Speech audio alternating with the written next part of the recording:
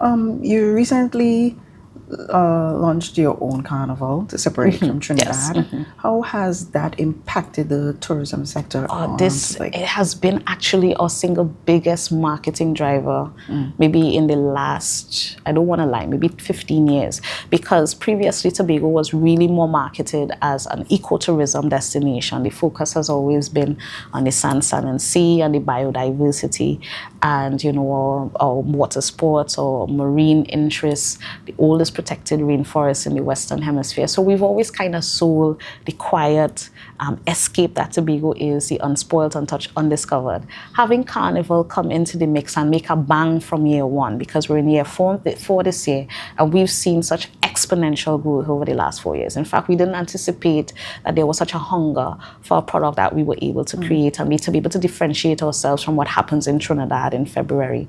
And even looking at how all other carnivals in the Caribbean have chosen to grow their festivals, we took a different approach from year one. We really wanted to infuse that carnival with a focus on our cultural and creative aspects. So yes, there's gonna have the things that you're used to. There's gonna be the fets, there's gonna be the road experience, there's gonna be the mass. But we wanted people to experience carnival in different ways. Even if you're not gonna be on the road, there's something for you. We have our Blue Food Festival that has been a staple for the last 28 years, being embedded in the middle of the carnival. So now you have different things. You get immersed in our Calypso, because October, when the carnival happens, is also Calypso History Month. So that we wanna emphasize and play up what our creative strengths are. And as I said, the climax will be what it is. You're going to be in costume, you're going to be in the middle of the road, you're going to be experiencing one of the most picturesque routes to have a carnival experience in the Caribbean, by and large the world. But aside from that, the whole month of the activities have been curated for the persons who are creatives at heart. And every year we're trying to infuse new experiences. So you're not going to come any one year and get the exact same experience that you got the year before. Even from very first year, to get out the blocks, we focused heavily on visual marketing, the branding of the carnival, the branding of our parade route, getting these saved date jerseys so that people, when they leave the destination, they're wearing this carnival jersey and they're taking it to wherever they live in the world, and people are like, what's that? And now our logo has become so iconic. It's recognized all over, and people know what it means. They know that they're talking about a carnival in the little island of Tobago, 116 square miles of some of the best culture and heritage and creativity that you could experience. So for me, it really has kind of put us in the spotlight in a way that we weren't before, and really given a boost to our creatives in this space, while using it as a platform to showcase the best of their creativity. It's not about copying what has gone before, but adding to the fabric of what has already existed. Every carnival in the Caribbean has a history that is grounded in something that is near and dear to the people of that particular region. For Tobago, even though we started out creating a tourism product, it actually has evolved into a testament of our strength where our culture and heritage is concerned.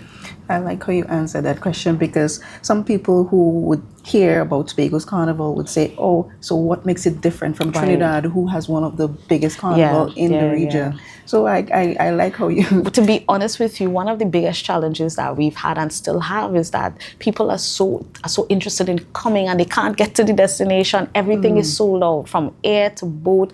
From the time the boat tickets went out, their system actually crashed 3 times this year. Within 3 hours, all the tickets were sold out. And you're talking about 11,000 seats. Tobago is only 116 square miles. We only have about 3,500 hotel rooms on the island. What is your strategy for dealing with something like that? So, I mean, now what it is a good problem to have, because I always look at things in a particular way. It means that there is demand. And if it is that I wasn't sure where we were going, I wasn't certain about people's appetite after year one, because year one, you could argue that people are just curious. Yeah. So they want to come, they want to see what you do. And then depending on what experience they have, they could say, well, okay, I didn't really have a good time, so I'm not going to go back, however. After year one, people were so stoked about this Tobago Carnival. The interest doubled year two. So that by year two, we had worked out a lot of the kinks from year one, and we had almost flawless, in my view, execution in year two. And then what essentially happened was the snowballing effect. So now more and more people want to come. Their biggest challenge is getting there. So that's why for me, the focus has been, I mean, yes, we built this tourism product that has now evolved into this festival that incorporates all of the elements of our culture, heritage, and our history. My focus now is, how are we opening up Tobago to the rest of the world, and not just to come and enjoy a carnival. There's so many other things that you get a taste of when you come to carnival that you need to come back to the destination for. Things like our Heritage Festival, things like our Harvest Festival. So think about a food festival every weekend in a different community in Tobago, where people, all the persons in the community cooking up food and buying drinks, and everybody's best chef, and you're walking into people's houses and you're eating and drinking for free. That still happens in Tobago almost every other weekend during the 52 weeks of the year. That is something that most people don't know about, but now they're getting to know more about it. The Blue Food Festival that happens in October, what we try to do in April, where we have different jazz festivals happening. So we tried the Rhythm and Soul Festival this year, that we had Stephen Marley headline, and we're getting into some festivals like that are going to showcase our regional powerhouses where music is concerned. We have a Tobago Performing Arts Company who does a stage production every year, and they showcased in Carry Festa 3 weeks ago to great acclaim on Country Night for Trinidad and Tobago. So as soon as our dancers came out and they started to bend them knees, people realized, oh, Tobago is in the house. So it means that we have products that people want to see, feel, and experience. And there's so much that the destination has to offer, from some of the best diving to some of the best hiking sites. I recently cleared 5 acres in Cove Heritage Park to create something of a campsite attraction, because we're not just looking at getting the tourists who want to stay in hotels. When we talk sustainability, and it's kind of funny how we have sustainability conferences in hotels, which are actually some of the largest plants that are maybe not all that sustainable in terms of their operations. But if we were to have it in Tobago, I'd say, come, let's go camping. And let's show you what true sustainability looks like, where we're reducing our carbon footprint. We're not coming into a hotel and we're utilizing lights and air condition and plenty water and all of these things. We're taking you into the environment, because when we're talking sustainability, we have to talk environmental sustainability, we have to talk economic sustainability, we have to talk people sustainability, and how are we preserving our cultural heritage and the things that we're known for, our history, etc., in the midst of all of that. And that is an opportunity for Tobago, again, to create some attractions that allow people to immerse themselves truly into the destination.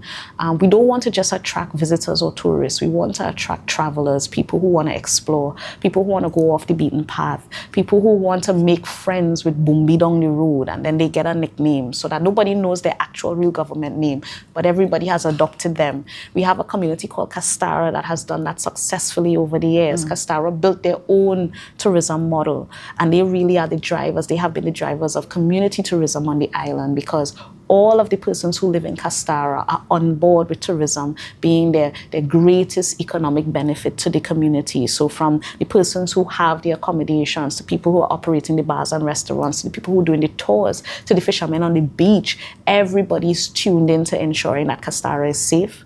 Castara is putting on its best face every day of the week. You have visitors who have visited Castara every year for the past 20 years, and the only time they didn't go was for COVID. And they come back every year to experience that relaxation, experience that charm, to soak up the sun and sea, to soak up the wellness, to pull seine on the beach, to roast fish and breadfruit by the side of the road, to dance at bonfire every Thursday night. That's what Tobago is known for.